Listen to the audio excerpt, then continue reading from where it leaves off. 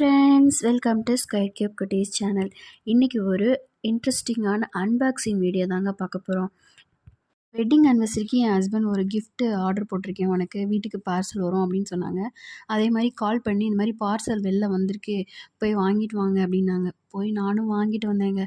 போய் பார்க்கும்போது எனக்கே ஒரே ஷாக்கிங். என்னடா இவ்வளோ பெரிய பாக்ஸாக இருக்குது, இந்த பாக்ஸுக்குள்ளே என்ன இருக்குமோ அப்படின்னு சொல்லிட்டு ஒரே டவுட்டில் தான் வந்தேன். எப்போ என் ஹஸ்பண்ட் எனக்கு ஏதாவது கிஃப்ட்டு தரேன் அப்படின்னு சொன்னாலுமே ஏதாவது ஒரு பல்பு வாங்குற மாதிரி தான் அவர் ஏதாவது ஒரு வேலையை பார்த்து வைப்பார். ஏன்னா நான் எக்ஸ்பெக்ட் பண்ணுறது ஒரு மாதிரி இருக்கும், அவர் எக்ஸ்பெக்ட் பண்ணி கொடுக்குறது ஒரு மாதிரி இருக்கும். பார்சல் பார்க்க தான் பெருசாக இருந்தது. பட் வெயிட் ஒன்றும் அந்தளவுக்கு இல்லை. ரொம்ப வெயிட்டுன்னு சொல்ல முடியாது, வெயிட்லெஸ்ன்னு சொல்ல முடியாது. ஸோ என்னவா இருக்கும்னு தெரியல. ஒருவேளை மிக்ஸி ஜாராக இருக்குமோ அப்படின்லாம் நான் யோசித்தேன்.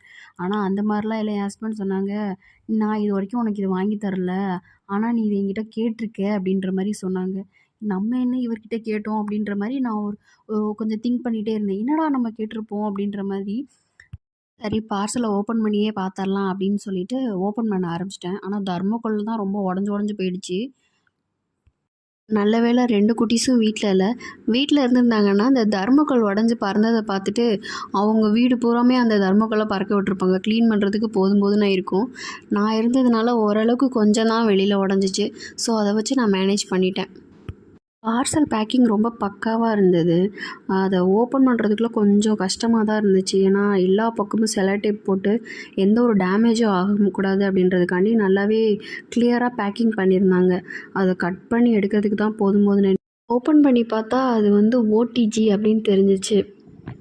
எனக்கு ஓடிஜி பற்றி எந்த ஒரு டீட்டெயில்ஸுமே தெரியாது. ஸோ இப்போ தான் நான் இதை ஃபர்ஸ்ட் டைம் பார்க்குறேன்.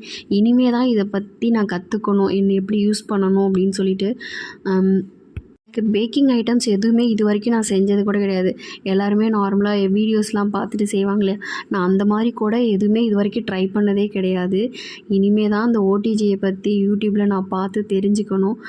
ஃபுல் டீட்டெயில்ஸ் என்ன அப்படின்றது எனக்கும் தெரியாது. உள்ளே ஓப்பன் பண்ணி பார்க்கும்போது ஒரு பிளேட்டும், நெக்ஸ்ட்டு அதுக்கு கீழே அடியில் இந்த தந்தூரிலாம் செய்கிறதுக்கு வச்சுருக்கோம் அந்த பிளேட் மாதிரி ஒன்று இருந்தது. இது 2 தான் இருந்தது. அதுக்கப்புறம் அதோட டீட்டெயில்ஸ் இருக்கும் இல்லையா, கேட்லாக் அது இருந்தது. ஸோ இனிமே தான் இதை பற்றி தெரிஞ்சுக்கணும்.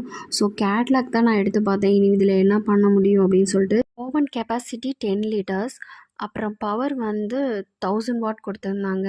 வோல்டேஜ் 220 to 240 கொடுத்துருந்தாங்க. இவ்வளோ தான் டீட்டெயில்ஸ் தெரிஞ்சுது. ஸோ வெட்டிங் கிஃப்ட்டு நல்லா தான் இருந்துச்சு. இனிமே தான் சர்ச் பண்ணி இனிமே தான் தெரிஞ்சுக்கணும் ஃபுல் டீட்டெயில்ஸு.